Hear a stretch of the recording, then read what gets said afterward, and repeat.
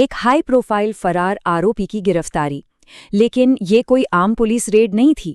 इस एक्सप्लेनर में हम एक ऐसी टैक्टिकल स्ट्रैटेजी को डिकोड करने वाले हैं जो बिल्कुल किसी थ्रिलर मूवी जैसी लगती है, लेकिन पूरी तरह रियल है।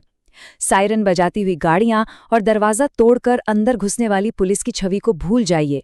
बिना किसी शोर शराबे के सिर्फ खामोशी और एक शानदार अंडरकवर ऑपरेशन। आइए देखते हैं कि the anatomy of a stakeout capturing Nida Khan आखिर कैसे अंजाम दी गई। तो बड़ा सवाल ये है, आखिर जांच एजेंसियां किसी ऐसे हाई प्रोफाइल फरार व्यक्ति को कैसे पकड़ती हैं जो पूरी तरह से रडार से गायब हो चुका हो। फिल्मों में तो हमने देखा है कि दर्जनों गाड़ियां आती हैं और सीधा रेड पड़ जाती है, राइट? लेकिन असल दुनिया में, खासकर जब कोई लगातार अपनी लोकेशन बदल रहा हो, तब टेक्निकल एनालिसिस और डिजिटल फुटप्रिंट्स की ट्रैकिंग ही सबसे बड़ा हथियार बनती है। चलिए देखते हैं कि कैसे इन्हीं तकनीकी तरीकों से ये जाल बुना गया। हफ्तों तक इस केस में कोई कामयाबी नहीं मिल रही थी। मुख्य आरोपी निदा खान लगातार फरार चल रही थी और फिर मई का पहला हफ्ता आता है। जांच टीम को एक बहुत ही क्रूशियल टिप ऑफ मिलती है। एक ऐसी गुप्त सूचना जो छत्रपति संभाजीनगर के नारेगांव इलाके में कैसर कॉलोनी के एक किराए के फ्लैट की तरफ इशारा कर रही थी। एक घनी आबादी वाले इलाके में छुपना हमेशा आसान होता है, और बस इसी एक टिप ऑफ ने नींव रखी एक हाई स्टेक्स वेटिंग गेम की। अब यहाँ एक आम पुलिस ऑपरेशन और इस नारेगांव वाले अंडरकवर ऑपरेशन का फर्क समझिए। खाकी वर्दी, पुलिस की जीपें, तुरंत रेड मारना, इन सबको पूरी तरह से साइड में रख दिया गया, क्योंकि पुलिस जानती थी कि अगर थोड़ी सी भी भनक लगी तो टारगेट फिर से हाथ से निकल जाएगा।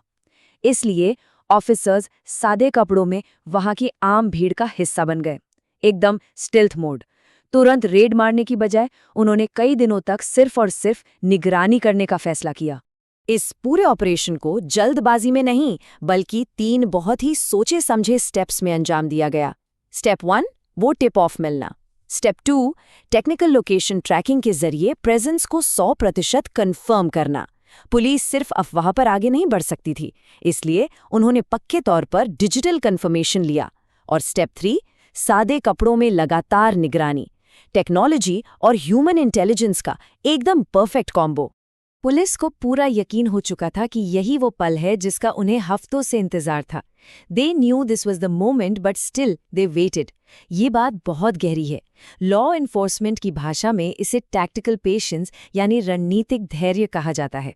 बिना पूरी जानकारी के जल्दबाजी करने से पूरा ऑपरेशन फेल हो सकता था। इसलिए एक बहुत बड़े साइकोलॉजिकल प्रेशर के बावजूद जांच टीम अपनी जगह पर डटी रही और सही मौके का इंतजार किया। और उनके इंतजार करने की या तुरंत अंदर ना घुसने की एक बहुत बड़ी वजह थी।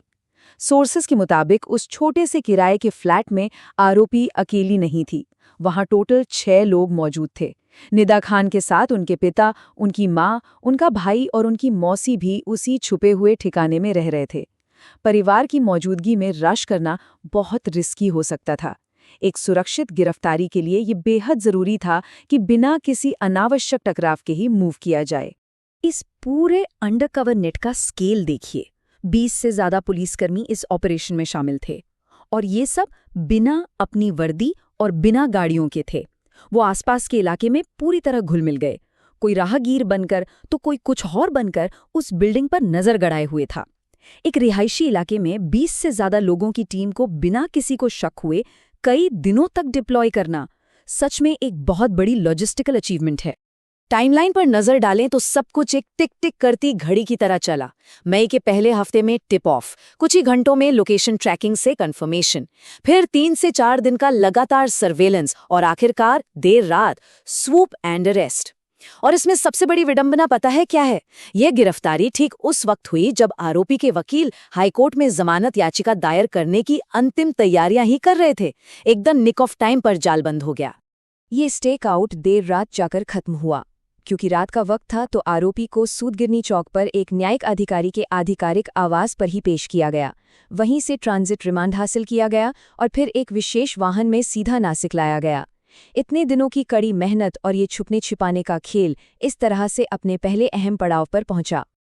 अब थोड़ा पीछे चलते हैं। आखिर इतना बड़ा और जटिल ऑपरेशन किया क्यों गया? The catalyst. आइए इस नासिक टीसीएस केस के आरोपों को पूरी तरह निष्पक्ष रूप से अनपैक करते हैं, जिसने इस पूरी कार्यवाही को ट्रिगर किया। जब भी पुलिस इस तरह का कोई ऑपरेशन प्लान करती है तो उसके पीछे के आरोप भी उतने ही सीरियस होते हैं।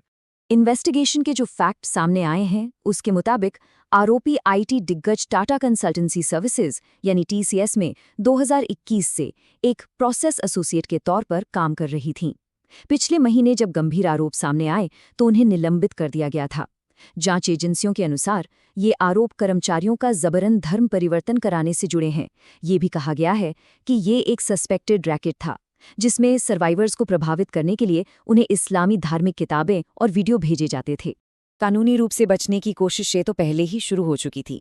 पिछले महीने ही आरोपी ने प्रेगनेंसी का दावा करते हुए कोर्ट से इंटरिम प्रोटेक्शन यानी अंतरिम राहत मांगी थी, लेकिन कोर्ट ने इस मांग को पूरी तरह खारिज कर दिया था।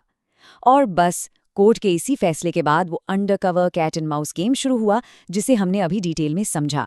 एक और बहुत इंपॉर्टेंट फैक्ट, ये कोई इकलौती गिरफ्तारी नहीं है। निदा खान इस केस में गिरफ्तार होने वाली 8वीं आरोपी हैं। इसका मतलब है कि जांच के शुरुआती चरणों में ही 7 अन्य आरोपियों को पकड़ा जा चुका था। 8 लोगों की गिरफ्तारी से ये बात बिल्कुल साफ है कि ये जांच किसी एक व्यक्ति तक सीमित नहीं है। तो अब जब 8वां सस्पेक्ट भी कस्टडी में है तो आगे क्या? इस एक्सप्लेनर को हम इसी सवाल के साथ खत्म करते हैं कि क्या ये टेक्निकल लॉ एनफोर्समेंट मेथड्स आगे चलकर इस इन्वेस्टिगेशन में और भी नई डिटेल सामने लाएंगे? नासिक पुलिस की ये जांच आगे क्या खुलासे करेगी, ये देखना वाकई बहुत दिलचस्प होने वाला है।